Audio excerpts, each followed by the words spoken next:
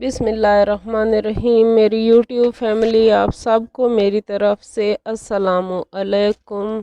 और जी आज 17 जून है और मैं आपसे मुखातिब हूँ। और मैंने एक दो दिन पहले सोचा था कि आपके साथ कुछ बातचीत कुछ गपशप कर लूँगी, चाय भी साथ में पीऊँगी और आप लोगों से बातचीत भी हो जाएगी। क्योंकि आप लोगों के साथ ऐसा रिलेशन बन गया है मेरा कि अगर तबीयत ख़राब हो या कुछ ऐसा ना हो, मतलब मेरी डेली रूटीन होती है तो ऐसा कुछ ख़ास होता नहीं है। आप सब लोगों को पता है कहीं बाहर आना जाना नहीं होता तो कोई सारा कुछ रोज़ शूट करना या अपलोड करना अच्छा भी नहीं लगता। लेकिन जब तक आप लोगों के साथ बातचीत ना हो जाए या कुछ मैं वीडियो आपके साथ शेयर ना कर लूँ तो सच्ची बात है मुझे सुकून नहीं मिलता। मुझे अच्छा नहीं लगता जब तक आप लोगों के साथ मेरी बातचीत ना हो जाए। तो मैंने सोचा था कि आप लोगों के साथ कुछ बातचीत कर लूँगी और छोटा सा क्लिप बना लूँगी ऐसे ही। लेकिन ये नहीं मालूम था कि मुझे इतने अफसोसनाक ख़बर पे आप लोगों के साथ बातचीत करना होगी या ये ख़बर आपके साथ शेयर करना होगी। तो जैसा कि आप लोग मेरे थंबनेल को भी देख चुके हैं और आप लोगों को वैसे भी पता चल चुका होगा कि तारिक अज़ीज़ साहब का इंतकाल हो गया है। इन्ना लिल्लाहि व इन्ना इलैहि राजिऊन। तारिक अज़ीज़ साहब एक बहुत बहुत बड़ी शख्सियत थे और सच में वो एक शख्सियत नहीं, मैं तो कहूँगी वो एक दौर थे। तारिक अज़ीज़ साहब एक PTV का भी और एक पाकिस्तान का दौर थे। अल्लाह ताला उनके दर्जात को बुलंद फरमाए, आमीन।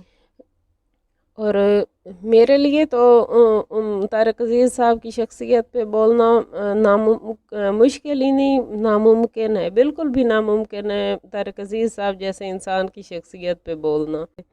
एक दफ़ा तारिक अज़ीज़ साहब अपने इंटरव्यू में बता रहे थे कि उनके वालिद जो थे वो पाकिस्तान बनने से 10 साल पहले ही अपने नाम के साथ मियाँ अब्दुल अज़ीज़ पाकिस्तानी लिखने लगे थे। और इस वजह से उनको उस टाइम बरतानिया की हुकूमत थी हिंदुस्तान पे, तो उन्हें नौकरी से निकाल दिया गया था। वो जो जॉब करते थे उसे निकाल दिया गया था, लेकिन फिर भी उन्होंने अपने नाम के साथ पाकिस्तानी लिखना नहीं ख़त्म किया। और वो जो लोग थे पाकिस्तान के साथ और बहुत ज़्यादा मोहब्बत करने वाले लोगों में से थे। और जिस तरह की कुर्बानियाँ उन लोगों ने दी हैं वो तो हम सोच भी नहीं सकते। और जितनी मुश्किलात उन लोगों ने झेली हैं पाकिस्तान के लिए, इस्लाम के लिए और हम लोगों के लिए, कहना चाहिए हम लोगों के लिए, हम तो वो बिल्कुल भी सोच भी नहीं सकते। और फिर मेहनत करके वो लोग इस मकाम तक पहुँचे और इतनी कामयाबियाँ अल्लाह ताला ने उनको दी। और मुझे याद है हम छोटे छोटे थे, हमारे घर में हम गांव में हमारे घर में ही सिर्फ टीवी था, तो आसपास की ख़वातीन और बच्चे सब लोग देखने के लिए आती थी। तो उस टाइम इनका नीलाम घर होता था, बाद में जो बाद में उसका नाम बज़्म तारिक अज़ीज़ रख दिया गया था। तो वो शो उनका होता था तो बहुत अच्छा लगता था, सब लोग बैठ के इकट्ठे देखते थे। और तारिक अज़ीज़ साहब की एक बहुत ही मतलब खूबसूरत लबो लहजा, एक बहुत अच्छी आवाज़ और पुख्ता, उनका लहजा बहुत ज़्यादा पुख्ता था। और उनको हज़ारों के तादाद में शेर याद थे। वो हरूफ में से कोई एक हर्फ जो भी उनके सामने रख दिया जाता वो फट से उसके ऊपर एक बहुत खूबसूरत शेर पढ़ दिया करते थे। और फिर उनकी आवाज़ इतनी ज़्यादा खूबसूरत थी कि जो भी शेर पढ़ते उसको जैसे कहते हैं ना चार चांद लग जाते थे। और एक बहुत अच्छी एनर्जी उनमें होती थी, ऐसे बिल्कुल मतलब बहुत अच्छा प्रोग्राम वो करते थे। उनकी वो शायर भी थे और अदीब भी थे। उनकी कुछ बुक्स शाया हो चुकी हैं जिनमें मैंने जो पढ़ी है उसका मतलब मुकम्मल तो नहीं पढ़ी, थोड़ी सी अभी पढ़ी है। उसका नाम है हमज़ाद दा दुख। और उनकी एक बहुत खूबसूरत नज़्म है, पंजाबी की है ये भी। दिलों दियां दरगाहां दे विच ਵਗਦੀਆਂ ਤੇਜ਼ ਹਵਾਵਾਂ ਦੇ ਵਿੱਚ, ਬਹੁਤ ਕਦੀਮ ਸਦਾਵਾਂ ਦੇ ਵਿੱਚ, ਗਹਿਰੀਆਂ ਚੁੱਪ ਫਿਜ਼ਾਵਾਂ ਦੇ ਵਿੱਚ, ਕਿ ਕੁਝ ਲੁਕਿਆ ਹੋਵੇਗਾ, کہ کچھ چھپیا ہوਵੇگا۔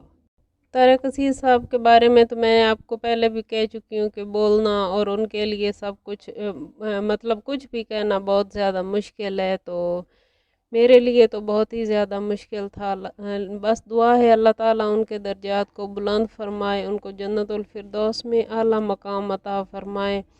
انہوں نے جو ہم پہ احسان کیے ہیں، اللہ تعالیٰ ان کو ان احسانوں کے بدلے میں اپنے بہت پیارے لوگوں کے ساتھ کھڑا کرے، اپنے فرما بردار لوگوں کے ساتھ ان کو کھڑا کرے، آمین ثم آمین۔ اور یہاں پہ ان کا ایک اور شعر مجھے یاد آ رہا ہے کہ ہم وہ سیاہ نصیب ہیں طارق کے شہر میں، ہم وہ سیاہ نصیب ہیں طارق کے شہر میں، کھولیں دکان کفن کی تو سب مرنا چھوڑ دیں۔